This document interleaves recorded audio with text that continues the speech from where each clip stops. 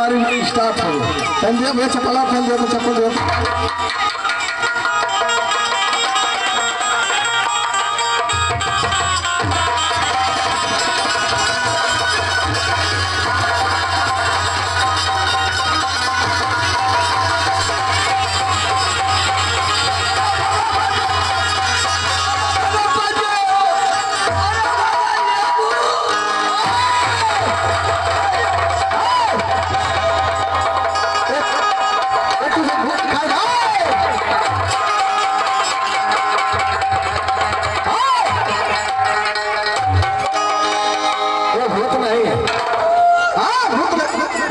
दिखाई दे रहा है।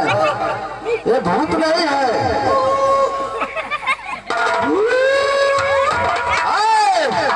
ये भूत नहीं है, इस लोग माइक्रोफोन करते हैं। क्या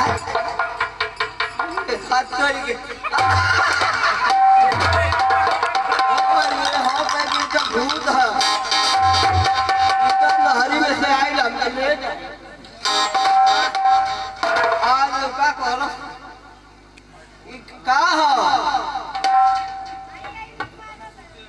से लोग माइक्रोफोन करते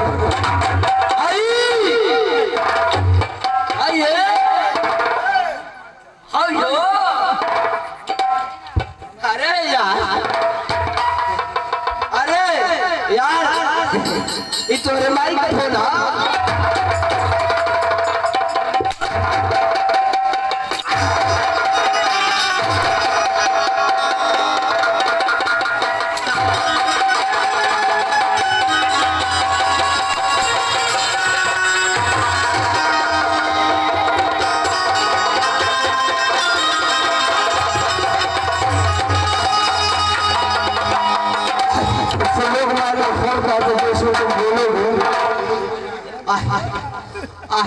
जैसे तुम बोलोगे तुम्हारी आवाज को उठा करके दूर सुन देगा।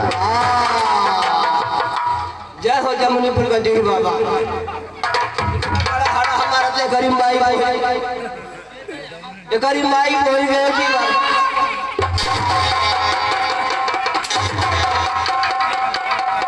अरे माई बोल के दी जाएगा उन्हें बोला कि माई का फोन इससे लोग माइक्रोफोन कहते हैं। जैसे तुम बोलोगे हाँ तुम्हारी आवाज के उठा करके दूर कर देगा। बड़ा मुश्किल हो भैया बहुत आगे अरे मवाद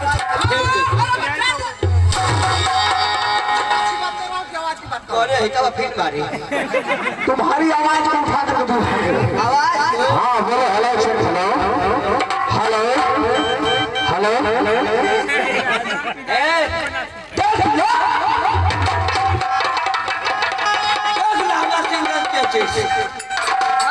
हम प्यार से दुलार से सुहरा नाम मनवा तो हम करवा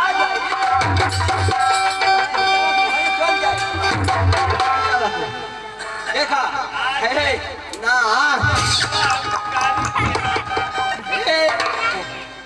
हेला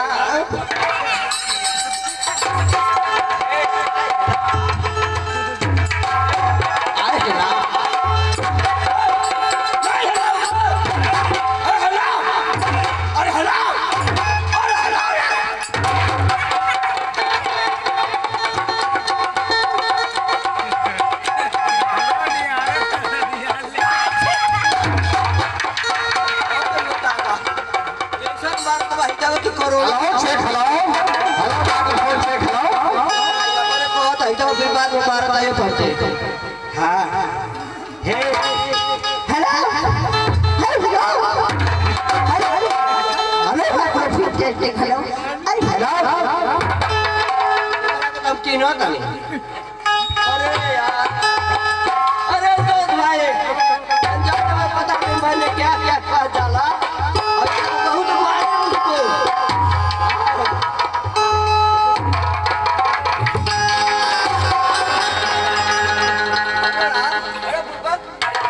कोई हाथ नहीं मिला क्या मेरा हाथ तोड़ दे बहुत दूर के बाद दिखाई दे रहा है। कहाँ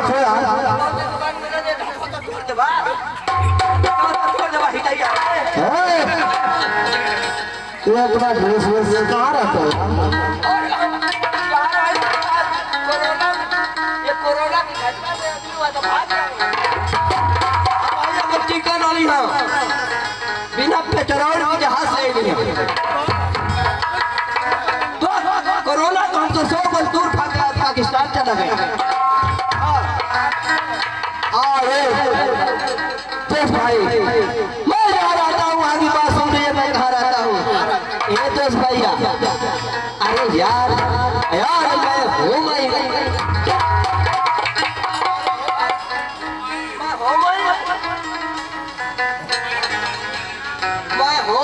ए मास्टर अरे हमारी कौन सा आ रहे हो?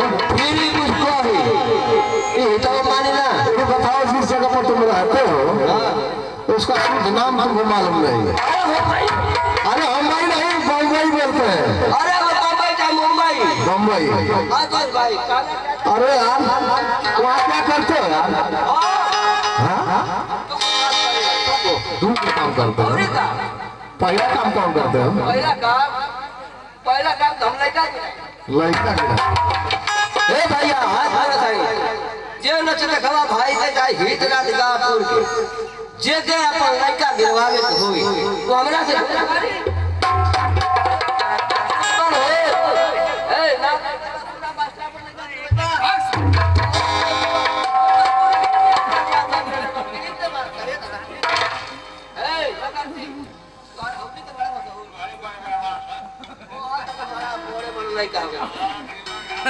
क्या दोस्त आप अपना लड़का जो 15 लड़का तुम बड़े हो गए। तुम लड़का गिराने का काम करते हो? और क्या करते हो? आजी मैं लड़का गिराता हूँ। लड़का गिराते हो? बोल अरे यार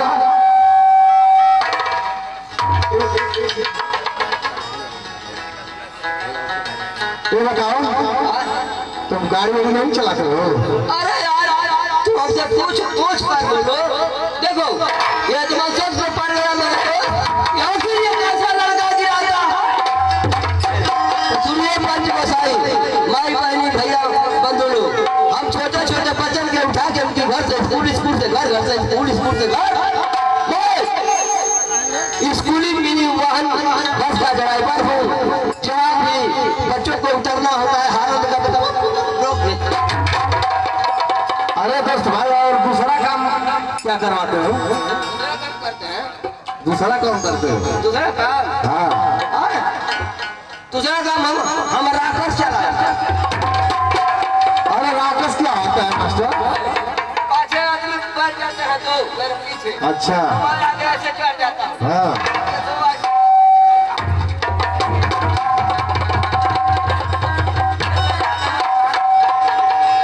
ये बताओ रिक्शा नहीं चलाते हो?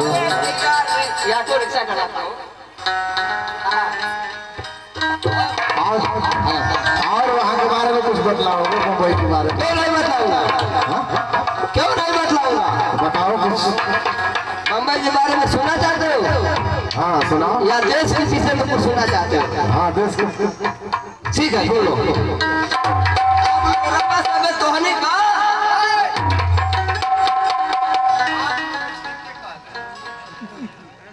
आपने तो छीके कहले है रउआ से वो भी छीके कहले लेकिन वो बताओ ये तो हने का कौन सा शब्द है?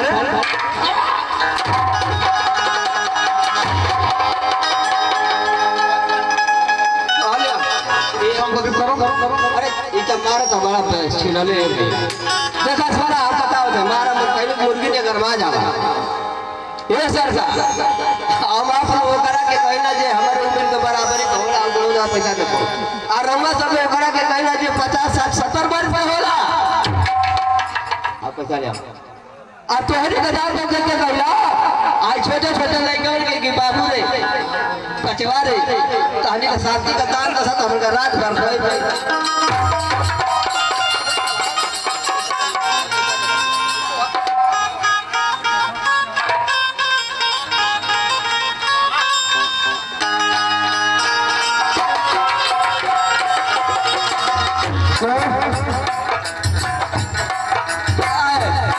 क्या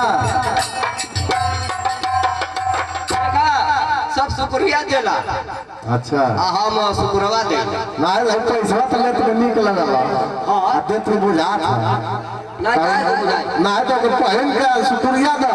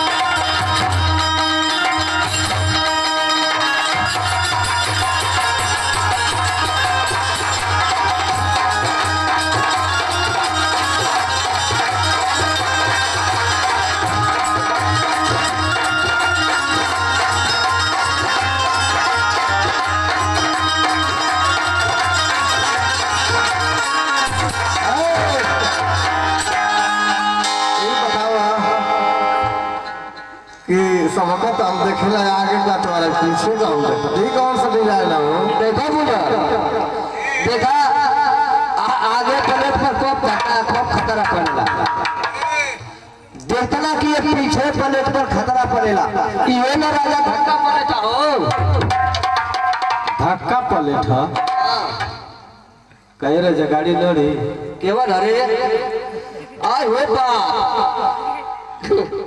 काय जगनी पुकाटी बाबा एगो कहता कि काय राजा गाड़ी लड़ी हां हां लड़ी अरे आगे से आप पीछे से लड़ जा आ लड़ी आई आ बारे करे तोरी घरवा तोर माई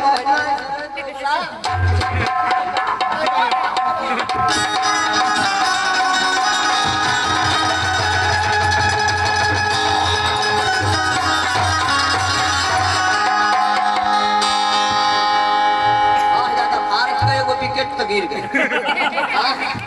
अरे एक लाज शर्मला ले क्यों रहल है करी माई बहन के ए का भइला मार जाके हम तो मार धो के मार फाटा बांस अरे तू तो महंगा था रे बाबा कोई ना देखा है कितना हो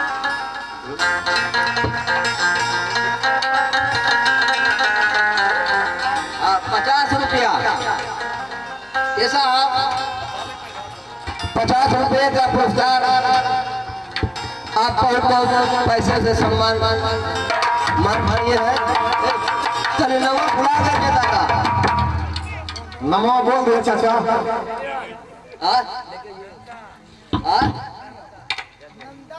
नंदा नंदा जी ओलीपुर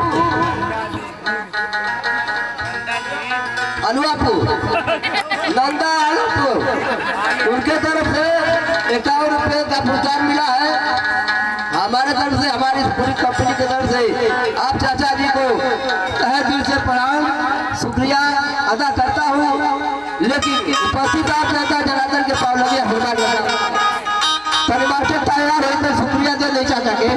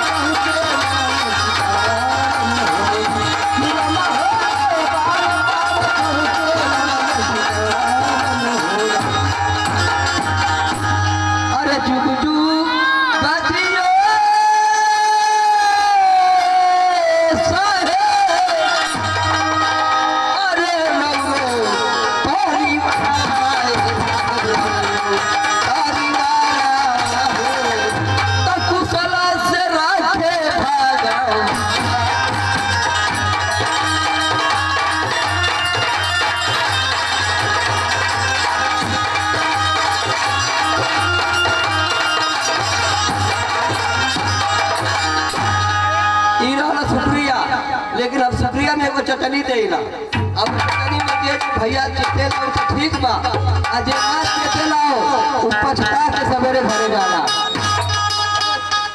बना दे 11 रुपये से सम्मानित किए हैं ठीक भंडारी हलवाई के रूप में जो खाना बनाए हैं यहाँ पर और हर जगह बनाते हैं ग्राम औलियापुर के रहने वाले हैं जिन भाइयों को कमी में तिलक में शादी ब्याह में भोजन बनवाना हो तो फिर मिस्त्री से भेंट करे ये अच्छे तरह का अच्छे किस्म के हलवाई और भैया के नमस्कार बा लेकिन हम चटनी का चाहिए अरे ये पने जूता चप्पल से साजा आ गई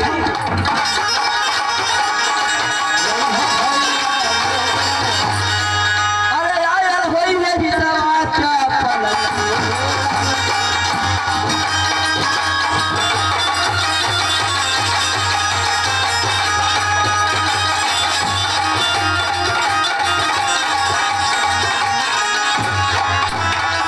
हाँ देखें इसका